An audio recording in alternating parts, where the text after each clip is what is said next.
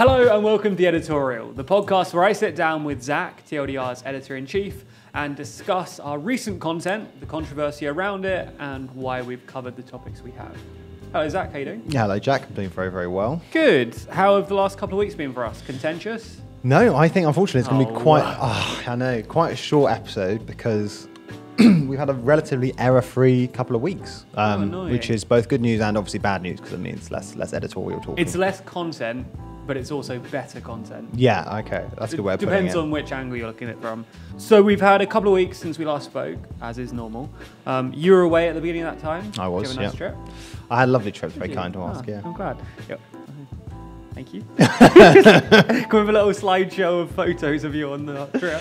Yeah, I feel like that would lessen the commercial appeal of this even more. We'll just fake them on the green screen in a minute. Okay. But yeah, you were away at the beginning, so we released a few videos without you. Yeah. They seemed to go okay, even without your incredible oversight. Stop it. But should we run through the channels quickly? I think there is only really one to talk about, but sure. Really quickly, on the TLDR UK channel, we've released a handful of videos on whether Britain's heading into a major recession, on Truss likely to win the next stage of the leadership race and become the next Prime Minister, Britain's lack of leadership crisis, the number of strikes at the moment, and the animal sentience bill. No real controversies there, I don't think. No, I don't think so. Most of them written by Ben, our TLDR UK lead writer. Very good writer. Well done, Ben. He doesn't watch this. No, he definitely doesn't. So he wrote some really good stuff. I thought the sentience one, I thought if I was writing it, I would have had a more in-depth discussion on what constitutes sentience. That's a cool topic. But then again, I think he probably made the right call in not spending too long on that. Because who's that interested in that? But yeah, I think all those videos went down very well. Yeah, good to hear. Really, yeah, I think so too. I think our UK coverage has been pretty solid recently. And not really surprising, given that it's what we all start off in and what we're all most comfortable with. But no, it's been good. I think it's also been a little quiet the last 2 weeks on UK. I think most of those topics aren't necessarily our top priority of like ones we're really hyped to be doing. I think that's kind of been true across the board over the last 2 weeks. I think we've broadly had less to talk about. Yeah, I think it's because the big events, we've talked about this a bit in the office, but it's a couple of reasons. I think the big events that we were hoping would fuel the news cycle, stuff like Ukraine, stuff like the leadership election between Truss and Sunak, has sort of just tailed off a little bit. There's not that much happening in it. And also the bad news is just relentless at the moment. And you can't really do videos on there's more bad news, the bad thing is continuing. I mean, not just because it's miserable, but also because it's not really quote unquote new, it's just a continuation of what's already happening. Yeah, I think we also talked about the office a little bit before. We think we probably will try and veer slightly towards more old school evergreen TLDR content on UK for a bit, just because, Truss and Sunak, we sort of know who's going to win.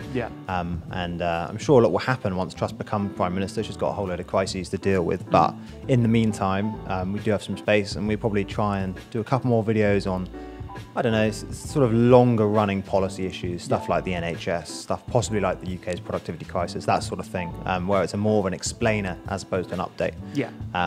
So yeah, all in all, UK very, very good. But by the time we speak next, we will have a new Prime Minister, likely Liz Truss. True. Because of that, we're going to have another live stream in about, well, not even 2 weeks' time, 9-10 days' time when the final results come in. And we're also discussing a new podcast series around that to do with UK, but we won't get into that too much. We'll discuss that. You love a little tease. Make sure you subscribe to this channel because it will be on the TLDR podcast channel. Okay, so that's UK. Let's move to EU, where we do have some contention, right? Yeah, we have time. This is probably the only point of contention in the last 2 weeks. So just running through the topics we've covered. We've talked about Ukraine striking back and the couple of places where they appear to be winning. We talked about Germany's change in nuclear strategy, the Greek economy. Which, by then, we should say that the German one was written preemptively, and they've decided not to follow through on that. Although, as is always the case with German energy policy, there is always a non-negligible chance that they'll U-turn again. So you never know. Okay, still worth watching as a historical piece and as maybe future. The Greek economy is still struggling 14 years on. the Putin nuclear power plant situation, Europe's lack of leader, which we'll come back to, Facebook potentially leaving Europe, and why France's inflation rate is better than the rest of Europe. I think the most contentious one, in fact the only real contentious one we've had recently, has been the Europe's power vacuum one. Yeah. But before we get on that quickly, we released just before it the one on Putin's nuclear disaster, which wasn't contentious as far as I saw, but performed fairly poorly for us. And we've spoken about this at some length, and I'm kind of interested from the audience to hear if you kind of agree with our prognosis here. But we suspect that video and similar videos about the kind of prospect of nuclear war did badly just because it's aggressively bad news. Broadly, when you're talking about map content or like mapping out the war, the ones that do better are the ones which reflect good news for Ukraine. And this isn't only bad news for Ukraine, it's also bad news for everyone. And our theory is that videos like this and ones about nuclear war more generally do badly because it's just too bleak. Or that's at least part of it. Yeah. Do you agree that kind of summary? Yeah, I think we were also a little bit late to the story, yes. maybe.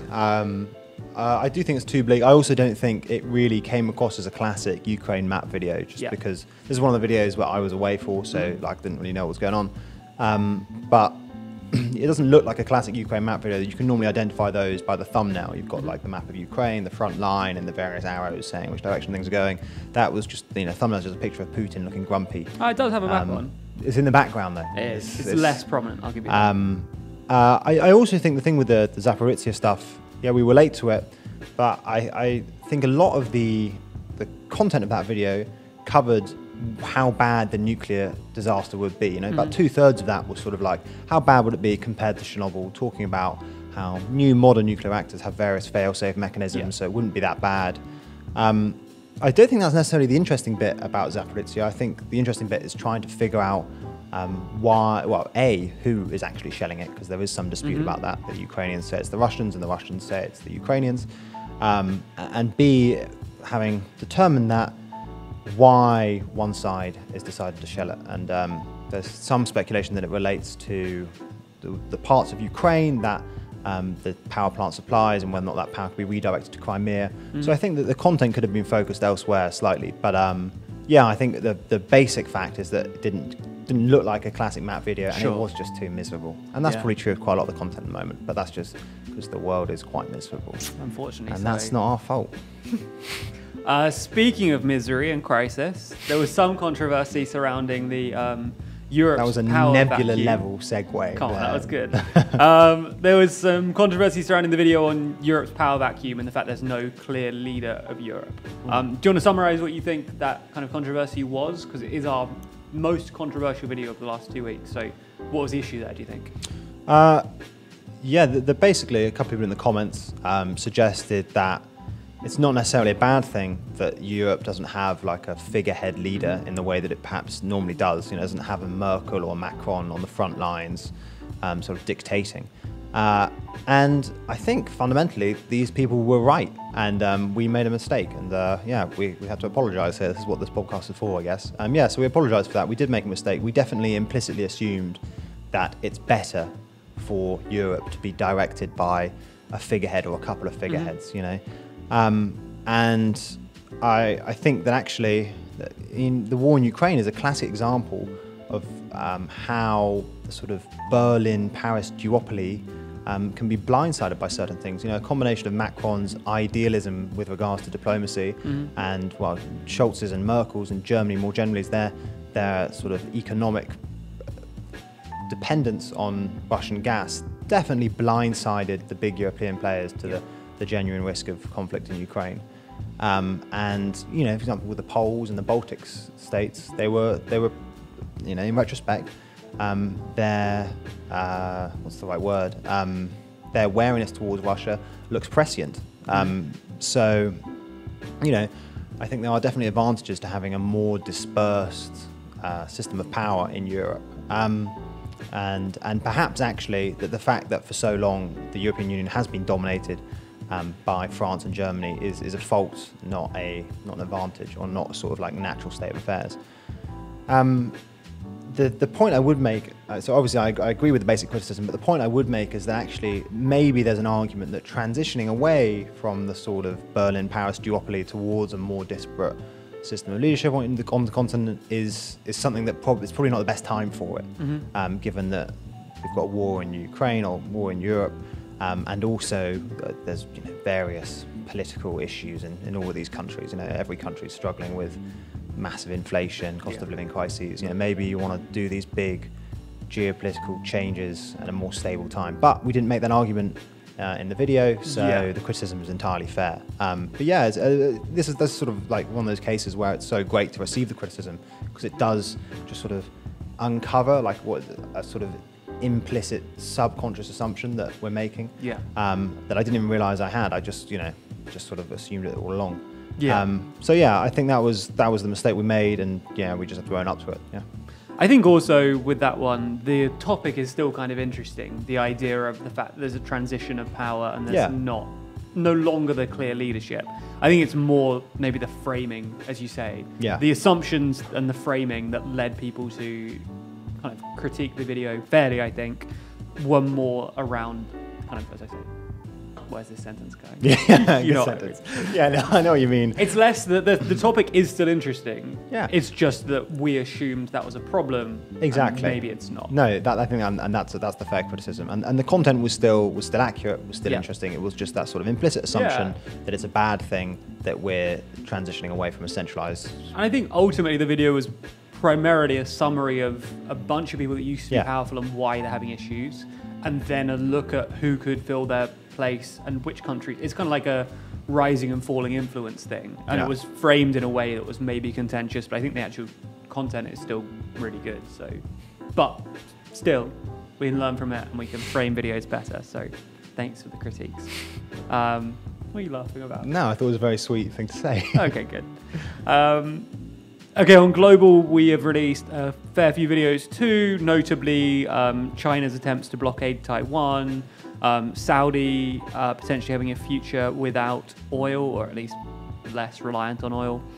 One on China and Europe's diminishing friendship, one on China's economy, and one on the semiconductor issue in Taiwan. No super controversies there, I don't think. A lot of China. There was a bit of pushback. A lot of China, possibly too much China. But China is in the headlines at the moment for obvious reasons. And I suppose at least two of those are predominantly Taiwan. Like China obviously is a key player in them, but like.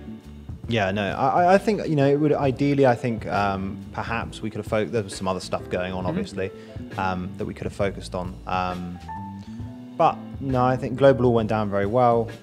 We got a little bit of pushback on the semiconductors one because we said that the width of the smallest transistor is 3 nanometers. Apparently, that's not quite right. But then again, I'm not a scientist, so I can't help you there. But no, all in all, pretty good. And I don't think we released any US videos. No, I don't think we did. So. Pretty error-free week, and we probably should say a very error-free on TLDR US. We don't make a single mistake. It's incredible. But I think we should say that is partly because we have finally implemented that process that we said we would, and I do now edit the animations to make sure we don't have any spelling errors and that sort of shenanigans. And we've caught a couple so far. So there you go. So it's already paying dividends. I will say that one of the business videos does have a mistake in it. That's 2022, entirely where I should say up to 2020, but that's me. Okay. Well, do you want to talk about business quickly then? Quickly before we do, daily, we have been on a bit of a hiatus this week because the person who normally coordinates daily has been on holiday, and we don't have the capacity to do kind of everything at once. We only really have the capacity when everyone's here, and as soon as people go away, it gets a bit broken, which is a thing we're trying to fix. We're employing a new animator at the moment, and that should hopefully resolve the problem to some extent. So we've been on a bit of a break with that. We should be back to normal from Tuesday because Monday is a bank holiday in the UK. So from Tuesday we should be back. And hopefully by the time we next have people away who could affect the system, we will have the new animator, and therefore we won't have this issue. We did have some controversy. I'd say probably the biggest controversy of the week was in relation to me saying essentially that on the YouTube community tab for the daily channel. I basically just said yeah. there's not going to be a video, and I got called out for calling out Scarlett, our animator, who puts a lot of hard work into daily and kind of coordinates the whole process and like edits them and changes the camera angles when we're doing stuff for Nebula that requires it. Big up Scarlett. That camera, nice one. That one, yeah. Sure. Do it again. I'm not doing that again. Come on. She deserves it. Yeah, she does. Big up Scarlett again. Yeah, there we go. There you go. I got called out because people thought that I was throwing under the bus for taking a holiday. To clarify, I wasn't. She obviously is entitled to a holiday.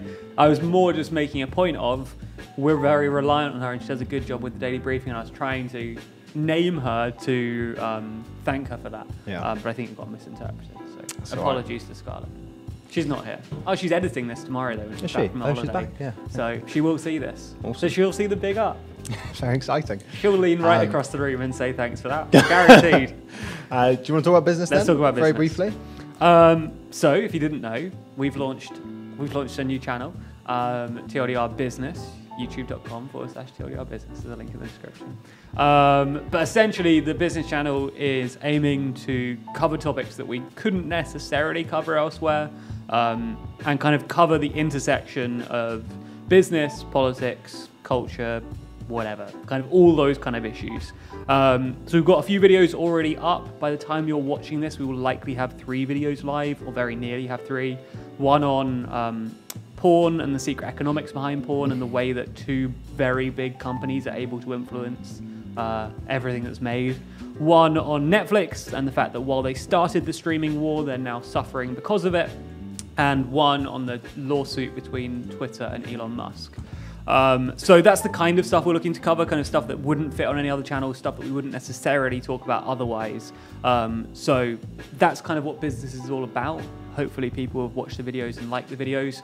We're kind of trying a slightly new animation style with them that broadly is getting good feedback, or almost entirely. I haven't seen anything that. Yeah, I really like it. So yeah, I think the plan is to keep trialing it on business. We'll see how it goes, see how much work it ends up being, and then maybe pull elements of that into other videos. It does take slightly longer. We will have more capacity once we have the new animator, but even still, probably won't be able to do it in every instance because some videos just need to be quick. But in some of our longer, more evergreen, more explanatory videos, we might be able to make them a bit more dynamic and a bit more like a business channel. So yeah, we're playing around with new content, and we're also playing around with new styles. I think the main thing I wanted to address in regards to that is a lot of people were asking why we were starting another channel. The reason we're starting another channel versus just using the ones we already have is because, well, this content just doesn't really fit into any of the other channels. And also the other channels are pretty full at the moment. You know, they are. You do go through like spates where we're putting out consecutive videos for like 3 or 4 days in a row. Yeah. On various channels, so it'd be hard to cram those in. You wouldn't give the other videos enough time to breathe, essentially. I mean, ideally you want to get 48 hours between each video on each channel. Yeah, and having another channel not only gives the existing channels more break, it also prevents any channel from being flooded by an entirely new type of content, because it's understandable that if we were to put all of this on, I don't know, where would we put it? I mean, Global US and would US be, probably, depending on the thing. Then you're providing a totally different type of content to what people signed up for, which is 1, not great, and 2, just if you're trying to grow a new channel and a new thing, you're just better doing that from scratch than by kind of sticking it on the side of something that already exists. So kind of the logic is, and the logic always has been, and I think we've talked about this before, so apologies if we've said this all already, but we want to be able to give people the opportunity to choose the topics they're interested in and kind of allow you to pick which channels you want to subscribe to. And by having the now 5 separate channels, people can decide which topics they're interested in and they can subscribe to the stuff they want.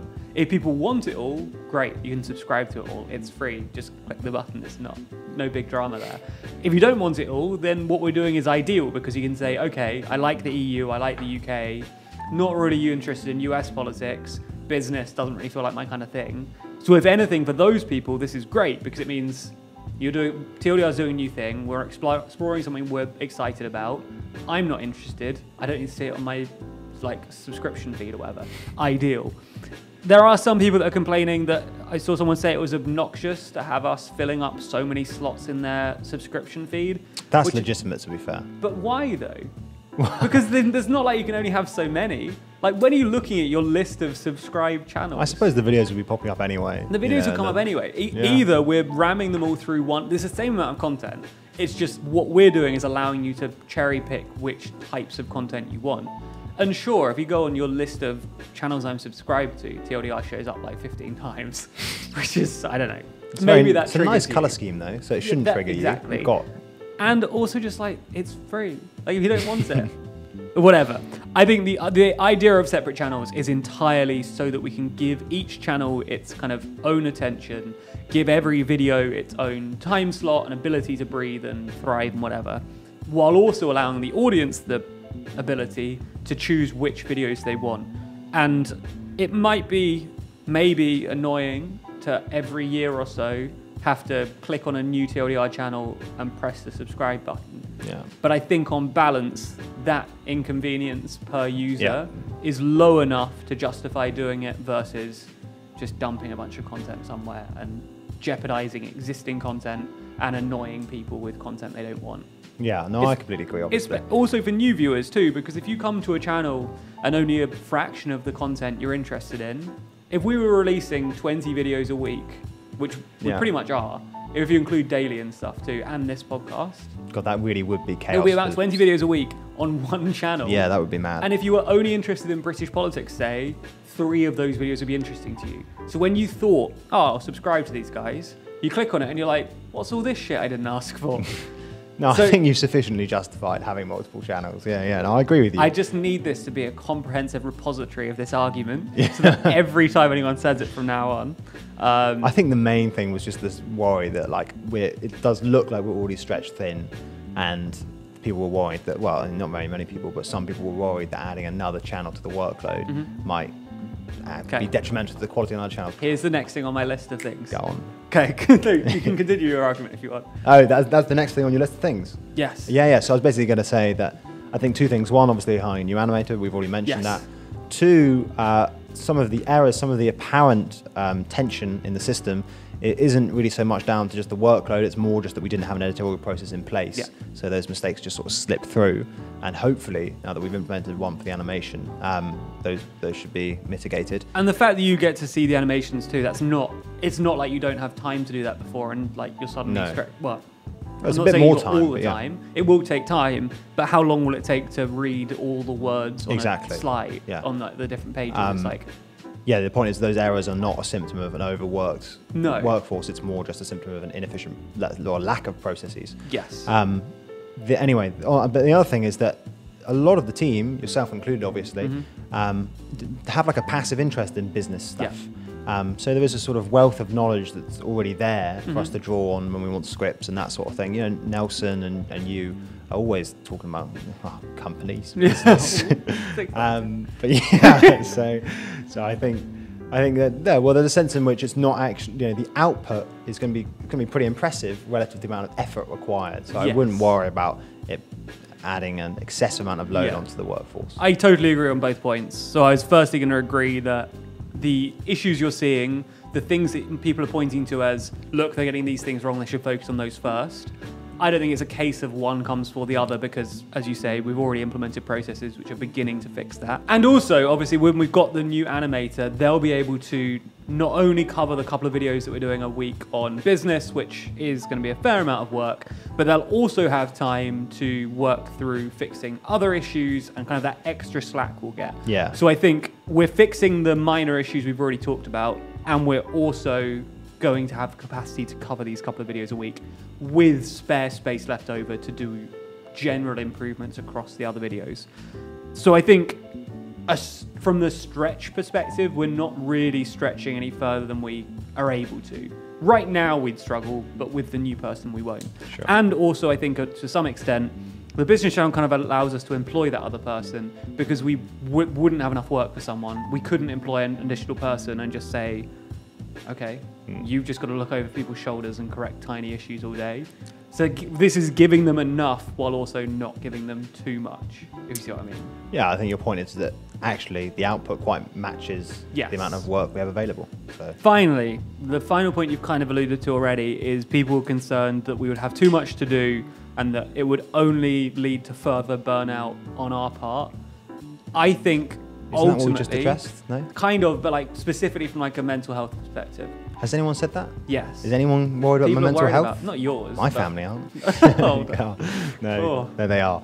That sounds like they're actually worried. No, I'm fine. I'm definitely fine. It's okay if you're not. No, this is not the place. It's not the place. You're right.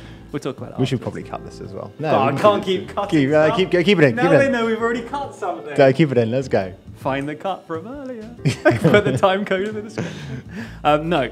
So I think genuinely this channel is almost doing the inverse. Yeah. I think this channel is, one, allowing us to create content we wouldn't have been able to. And as you say, there's people in the team, including myself, who are especially interested in this. I mean, I've been doing politics videos for 5 years now. Yeah. I didn't do a politics degree. I've got an interest in politics, but like, it's pretty dark at the moment in politics. Yeah, it's probably miserable. And I was always interested, but I was never as bought in as some other people in the company were. Me. You. Yeah. So when it gets as bleak as it is, I just lose all hope. No, I mean, you mentioned this now. It genuinely does take a toll sometimes. I mean, a lot of the Ukraine stuff, especially at the beginning, that was proper miserable. Yeah. You know, you go into the office and you sit on Twitter watching people get shot and hung and stuff. It's just like, oh God. And this is like, if anything, it's helping with that, because this is a thing that I'm naturally interested in, and other people are too. And even for people who aren't writing the scripts and whatever, just being engaged with a different kind of content, I think, is useful, even beyond the bleakness. Just that variety, just the fact that the animators say we'll get the opportunity to animate a video about why Netflix is struggling at the moment, which is a bit of fun. Like that, well, it still work, but like it's a variety. Yeah. And I think that's useful for all of us, especially when it comes to kind of like mixing up content and trying new things, like trying the new animation style that will then add more variety to the animator's workload. I think all in all, this is actually doing the inverse. I think it's assisting to stop us from getting burnt out and I'm aware of the fact that you'll sound like a sort of rampant capitalist, being like, don't worry, the workers have got more to do, but it's different. But, it's better. Yeah, they want more to do. Yeah, but sincerely, like I think especially true for that, what you just mentioned, especially true for you and Nelson, because obviously now that you are, the big boss, you spend less time writing scripts that, as we used to back in the good old days, about stuff that you're just passively interested in, and more time doing like admin, and then the scripts you do write, you're limited because you've got a whole load of writers covering all the obvious stuff. And even, I don't really write many videos. No, because exactly. Even when I am doing things, I'm helping to animate or edit or whatever, and then in which case I'm just doing whatever the topics were, which admittedly is what the animators do all day, so I can't feel too sorry for myself. But I'm no longer able to choose topics I'm interested in and to shape that, whereas business is an attempt to do that more. Yeah, I think it's just a bit of fun. Yeah, I think it's entirely legitimate as well. I think it makes sense. Cool. So, subscribe to the business channel. Yeah, for Jack's well-being. Now it feels like a real guilt trip. He's going to be really sad if you don't. I feel sad already. Okay. All right, we good? Well, I think we're good. I think that's everything. Keep submitting your complaints. In the comments of this video, you can let us know what you hate about our content over the next 2 weeks. Please do. Please do. We'll love it. You can do it in the actual videos too. We read the comments. That's how we know what we talked about. So keep letting us know your issues. You can also email them, hello@tldrnews.co.uk, using the subject line, the editorial. And we'll be back in 2 weeks to discuss all of that. We'll also be able to discuss the live stream that's happening for the result of the election. We'll also be able to talk about the fact we've got a new Prime Minister. We might have a new podcast by then. I can't believe that's going to happen by then. And I think, he doesn't know this yet, who knows, we'll find out if he watches this based on this. I think next week, or 2 weeks' time, we'll be joined by TLDR's lead animator to be able to discuss something from the animation side. Oh, that'd be lovely. It would be nice. Yeah. So I'm looking forward to seeing you, Alex. This is your official invitation. Well, it's not really an invitation. He's coming on. Yeah. It's a terrible We're outro. so bad at leaving. We need to find a better way of doing this is another thing. People can email us tips for how they want us to end. This. We should just cut.